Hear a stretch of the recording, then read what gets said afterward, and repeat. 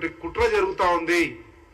దాదాపు 2-3 దశాబ్దాలుగా ఉమ్మడి ఆంధ్రప్రదేశ్లో కానీ ఈరోజు తెలంగాణ రాష్ట్రంలో కానీ మాదిగల ఆత్మగౌరవాన్ని, మాదిగల హక్కును, రాజ్యాంగబద్ధంగా మాదిగలకు ఉన్నటువంటి స్వేచ్ఛను రాజకీయ ప్రయోజనాల కొరకు వాడుకుండడం మంచి పద్ధతి కాదు అని తీవ్రంగా హెచ్చరిస్తా ఉన్నాం. అది మందకృష్ణ మాదిగ కానీ, భారతీయ జనతా పార్టీ కానీ, టీఆర్ఎస్ బీఆర్ఎస్ పార్టీ కానీ. ఎస్సీల వర్గీకరణ అన్నది ఏదో పెద్ద బ్రహ్మ పదార్థం అన్నట్లు, దాంట్లో ఏదో పెద్ద చిక్కు ముడులు ఉన్నట్లు, ఎంతో మంది ఏదో చేస్తే తప్ప కానట్లు దాన్ని పెద్ద బూచిలాగా చూపి రాజకీయానికి వాడుకోవడానికి ప్రయత్నం చేస్తూ ఉన్నాయి రెండు పార్టీలు. ఆ రెండు పార్టీల గొడుగు కింద సమయాన్ని బట్టి ఈ గొడుగు కింద, ఇంకో సమయాన్ని బట్టి ఆ గొడుగు కింద మాట్లాడుతున్నటువంటి మందకృష్ణ అన్నయ్య గారికి కూడా విజ్ఞప్తి చేస్తా ఉన్నాం. మన జాతి ఆత్మ గౌరవాన్ని ఎన్నికల కొరకు, రాజకీయ పార్టీల స్వలాభం కొరకు వాడుకోవడం మంచి పద్ధతి కాదు అని చెప్పి హెచ్చరిస్తా ఉన్నాం, విజ్ఞప్తి చేస్తా ఉన్నాం. వర్గీకరణ అన్నది నేను ఇంతకుముందు చెప్పినట్లు బ్రహ్మ పదార్థం ఏం కాదు. రాష్ట్ర ప్రభుత్వాలు తీర్మానం చేసి కేంద్ర ప్రభుత్వానికి పంపిస్తే కేంద్ర ప్రభుత్వం ఒక నిర్ణయం తీసుకొని రాజ్యాంగంలోని ఆర్టికల్ 341/A ను అమెండ్మెంట్ చేసి ఈ ఎస్సీలను ఏబిసిలుగా వర్గీకరించే అధికారాన్ని రాష్ట్రాలకు కట్టబెట్టడం అన్నది అంశం.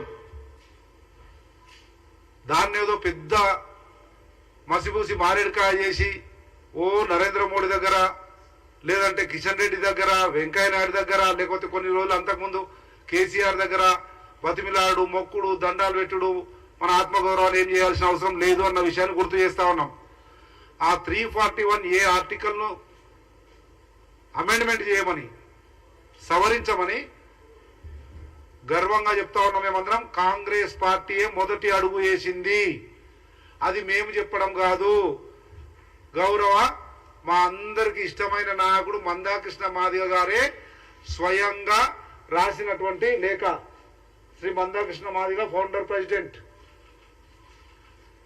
ఈ మాదిగల వర్గీకరణ పోరాటం ఏదైతే ఉందో, స్ట్రగుల్ ఫర్ ఎగ్జిస్టెన్స్ ఏదైతే దానికి సంబంధించి సోనియా గాంధీతో, రాహుల్ గాంధీతో వారి ప్రయాణం ఏ రకంగా కొనసాగింది, ఈ రిజర్వేషన్లకు కాంగ్రెస్ పార్టీ, సోనియా గాంధీ, రాహుల్ గాంధీ ఏ రకంగా సహకరించినన్నది సందర్భోచితంగా మందకృష్ణ గారు చెప్పిందే మేము చెప్తా ఉన్నాం.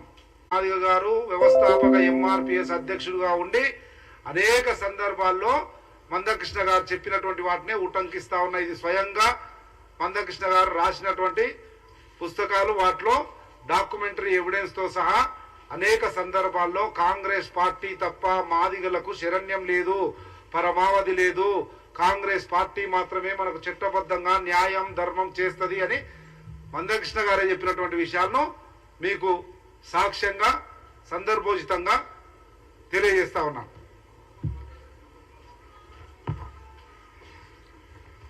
లోకూర్ కమిషన్ అంటారు. మొట్టమొదటి లోకూర్ కమిషన్ వేసినప్పటి నుంచి ఇప్పటి వరకు అనేక రాష్ట్రాల్లో వేసినటువంటి కమిషన్లన్నీ కూడా కాంగ్రెస్ పార్టీ వేసింది. దాంట్లో భాగంగానే మొట్టమొదటి తీర్మానము మందకృష్ణ గారు రాసినటువంటిది. వైఎస్ రాజశేఖర రెడ్డి గారు ఎస్సీ వర్గీకరణకు సంబంధించి అనుకూలంగా చేసిన ప్రకటనలు. ఈ ప్రకటనల సారాంశమే, ఈ ప్రకటనల ఫలితమే ఉషా మేరా కమిషన్ వేయడం జరిగింది. 2005లో 4లో అధికారంలోకి వస్తే కేంద్రాన్ని ఒప్పించి ఉషా మేరా కమిషన్ వేసి 1 సంవత్సరంలోనే మొత్తం ఉమ్మడి ఆంధ్రప్రదేశ్ అంతా తిరిగి ఉషా మేరా కమిషన్ రిపోర్ట్ ఇచ్చి 2014 రెండవ UPA 2లో గవర్నమెంట్ ఆమోదం తెలిపే క్రమంలో తెలంగాణ ఉద్యమం ఉవ్వెత్తున ఎగసిపడుతున్నటువంటి సందర్భంలో ఉషా మేరా కమిషన్ రిపోర్టు ఏదైతే వర్గీకరణకు సానుకూలంగా రాజ్యాంగంలోని ఆర్టికల్ 341ను సవరించి ఈ వర్గీకరణ అంశము, వర్గీకరణ అధికారము రాష్ట్రాలకు ఇవ్వండి, బదలాయించండి ఆ అధికారాన్ని అని చెప్పినటువంటిది కేంద్ర ప్రభుత్వం టేబుల్ మీద ఉంది. మన్మోహన్ సింగ్ గారు ప్రధానమంత్రి ఉన్నారు. అప్పుడు చేస్తున్న క్రమంలో కాంగ్రెస్ పార్టీ చారిత్రాత్మక నిర్ణయం తీసుకొని ఎస్సీలను వర్గీకరించడానికి ముందుకొచ్చింది. ఆ సందర్భంలో తెలంగాణ ఉద్యమం రావడం, తెలంగాణ రాష్ట్రాన్ని ప్రకటించడం, దీనికంటే గంభీరమైన రాష్ట్ర అవతరణ అన్నది ముందుకుండడం వల్ల అది మరుగున పడింది. దాని తర్వాత ఏం జరిగింది మేము ఈరోజు అడుగుతా ఉన్నాం. యావత్ తెలంగాణ సమాజానికి కాంగ్రెస్ పార్టీ తరఫున సమాధానం చెప్తా ఉన్నాం, విశ్లేషించి వాస్తవాలను చెప్పదలుచుకున్నాం. తెలంగాణ రాష్ట్రం వచ్చిన తర్వాత నేనే స్వయంగా అలంపూర్ శాసనసభ్యుడిగా ఒక మాదిగ బిడ్డగా బయట మందకృష్ణ గారు ఉద్యమం చేస్తూ ఉంటే కాంగ్రెస్ పార్టీ పూర్తిగా ఈ వర్గీకరణకు సమ్మతించింది, మేనిఫెస్టోలో పెట్టింది, కేంద్ర ప్రభుత్వాన్ని ఒప్పించింది, ఉషామేర కమిషన్ వేసింది, కమిషన్ రిపోర్టును కేంద్ర ప్రభుత్వం ముందుంచింది. కేంద్ర ప్రభుత్వము ఆమోదించే క్రమంలో తెలంగాణ ఉద్యమం వచ్చి తెలంగాణ రాష్ట్రం వచ్చిన తర్వాత ఏం జరిగింది? 10 సంవత్సరాలు ఎక్కడ పోయింది? బీఆర్ఎస్ పార్టీ తెలంగాణ రాష్ట్రంలో అధికారంలో ఉండి సంపత్ కుమార్ అనే కాంగ్రెస్ బిడ్డ, మాదిగ బిడ్డ అసెంబ్లీలో కొట్లాడిండు, గర్జించిండు, పోరాడిండు, మెడలు వంచి తీర్మానం చేపించిండు 2 సార్లు ఇదే బీఆర్ఎస్ కల్వకుంట్ల చంద్రశేఖరరావు నాయకత్వంలోని ప్రభుత్వం మీద. కానీ ఏం జరిగింది? మా టేబుల్ మీద పెట్టిరు, తీర్మానం చేసినట్లు బుట్ట దాఖలు చేసిర్రు, తీర్మానం కాపీ, దానికి సంబంధించినటువంటి స్టాటిస్టిక్స్ కానీ లేదంటే ఆనాటి ఉషామేర కమిషన్ ఇచ్చిన రిపోర్ట్ కానీ ఏవి కూడా కేంద్ర ప్రభుత్వానికి పంపించకుండా మాదిగల మీద వివక్ష చూపి, మాదిగలు ఒక్కరు కూడా మంత్రి పదవిలో లేకుండా, మాదిగల వాయిస్ వినే అవకాశం లేకుండా దళితులను బానిసలుగా చూసినటువంటి బీఆర్ఎస్ పార్టీ 10 సంవత్సరాలు దళితులను మరీ ముఖ్యంగా మాదిగలను అన్యాయం చేసింది, మా తలరాతలను తొక్కిపడేసింది. అటువంటి క్రమంలో అడగలేవారు. సంపత్ కుమార్ అడిగిండు. ఆ రోజు టీడీపీ పార్టీలో ఉన్న నేటి ముఖ్యమంత్రి రేవంత్ రెడ్డి గారు ఆ రోజు సంపత్ కుమార్ గొంతుగా కలిపిండు, అనుభవజ్ఞుడు, నాకు అండగా నిలబడ్డాడు. ఇద్దరిని శాసనసభల 3 రోజులు సస్పెండ్ చేసి శాసనసభ నడిపించుకొని దళితుల మాదిగల గొంతు వినపడకుండా చేసిరు తప్ప ఈ అంశంలో ఒక్క అడుగు కూడా ముందుకేలే బీఆర్ఎస్ పార్టీ. ఆ రోజు ప్రశ్నించలేవు. తెలంగాణ సమాజం ఇది గ్రహించింది కనుకని.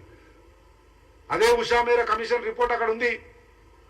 ఇక్కడ అంటే మాదిగల వ్యతిరేక ప్రభుత్వం ఉండే టీఆర్ఎస్ పార్టీ, కానీ నరేంద్ర మోడీ నాయకత్వంలోని బీఆర్ఎస్ ప్రభుత్వము, బీజేపీ ప్రభుత్వం కేంద్రంలో ఏం చేసింది? 10 సంవత్సరాలు ఉషామేర కమిషన్ రిపోర్ట్ ఉంది. సోషల్ జస్టిస్ మినిస్ట్రీలా నిజంగా ఈ కిషన్ రెడ్డి ఒగలేర్పులు లేదంటే ఆ ఫస్ట్ ఎన్డీఏ గవర్నమెంట్లో ఉన్న